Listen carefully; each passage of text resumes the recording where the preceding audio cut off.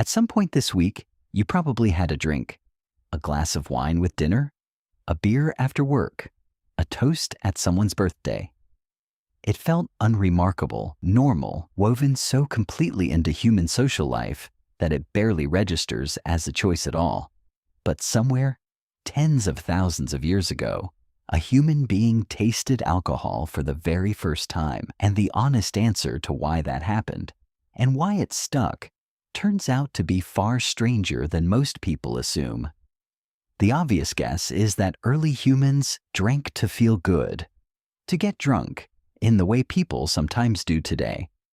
But that explanation on its own does not hold up well, and chasing down why it fails is what actually reveals the real answer. Let us start with the most basic question. Where did the first alcohol even come from? Biologist Robert Dudley at the University of California, Berkeley, proposed what has become known as the drunken monkey hypothesis. The idea begins millions of years before modern humans existed, with our primate ancestors foraging for fruit in tropical forests. As fruit ripens and begins to rot, naturally occurring yeasts ferment its sugars, producing small amounts of ethanol as a byproduct. Overripe, fermenting fruit on the forest floor would have contained trace amounts of alcohol, likely detectable by smell.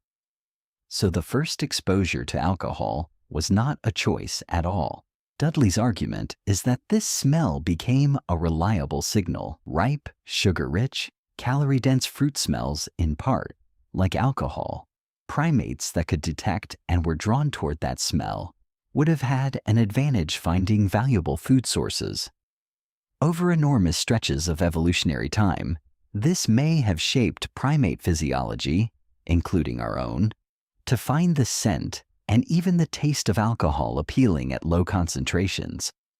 Not because alcohol was the goal, because it reliably pointed toward food, but that only explains why our bodies might tolerate a trace of alcohol drifting up from a piece of fruit. It does not explain something much stranger. Why did humans eventually start making it on purpose? This is where the timeline gets surprising. The earliest strong archaeological evidence for intentional fermented beverages comes from a site in Jiahu, in China's Hainan province, where residue analysis of pottery vessels revealed chemical signatures consistent with a fermented drink made from rice, honey, and fruit. This pottery dates to roughly 9,000 years ago. Biomolecular archaeologist Patrick McGovern, who led much of this research, has argued that this represents some of the oldest direct evidence we have of humans deliberately producing an alcoholic beverage. Here is the detail that should stop you. 9,000 years ago is extremely early. It sits right alongside, and in some regions possibly before, clear evidence of settled agriculture as we usually picture it, which leads to a genuinely strange hypothesis. Archaeologist Brian Hayden has proposed what is sometimes called the beer before bread hypothesis, suggesting that the desire to produce reliable, storable fermented beverages may have been a significant motivating factor behind the domestication of cereal grains, potentially alongside, rather than strictly after, the drive to produce bread. This remains genuinely debated among archaeologists, and the evidence is not conclusive either way. But if there's even something to it, it flips a very old assumption. We tend to imagine agriculture beginning because humans needed to eat, and everything else, including alcohol, coming later as a kind of bonus.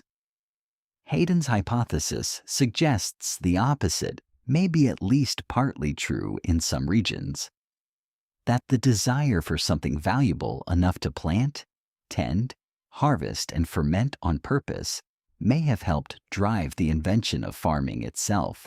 Still, wanting a drink does not fully explain why an entire species would organize labor, land, and time around producing it, generation after generation. There has to be something more than taste. This is where the social explanation becomes important.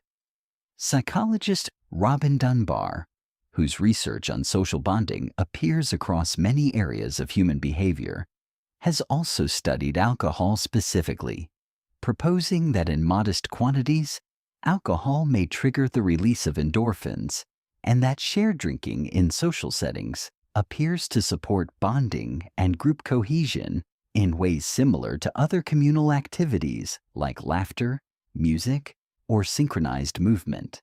The ritual of drinking together, in other words, may serve a genuine bonding function, distinct from alcohol's direct chemical effects. Put differently, alcohol may have persisted not primarily because it felt good to the individual, but because it did something valuable to the group. It lowered social barriers. It created shared, relaxed time together. It became attached to celebration, negotiation, mourning, and ritual, precisely the moments when a group most needed to feel unified.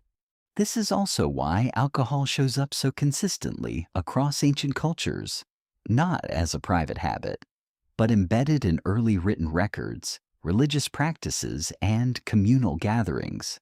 None of this is a claim that alcohol is harmless, or that its ancient role justifies its modern use. The relationship between humans and alcohol has always been double-edged. The same substance associated with celebration, bonding, and ritual across human history has also, in every one of those same societies, been associated with serious harm when consumed heavily or without social constraint. Anthropological and historical evidence suggests that many pre-industrial societies developed strong cultural norms and rituals specifically to regulate drinking, which itself suggests the potential for harm was recognized and actively managed, not ignored. So why did ancient humans start drinking alcohol? Not for one reason, for a chain of them, layered on top of each other over an enormous span of time. It may have begun as an accidental signal pointing toward ripe fruit. It became, thousands of years later, a substance worth deliberately cultivating, possibly entangled with the very origins of farming itself. And it endured above all because it did something for the group that few other substances could. It brought people, quite literally, closer together.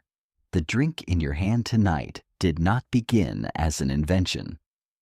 It appears to have begun as a smell drifting up from the forest floor, one that told a distant ancestor, quite reliably, that something good was nearby. Everything since has been humans learning what else that signal could mean.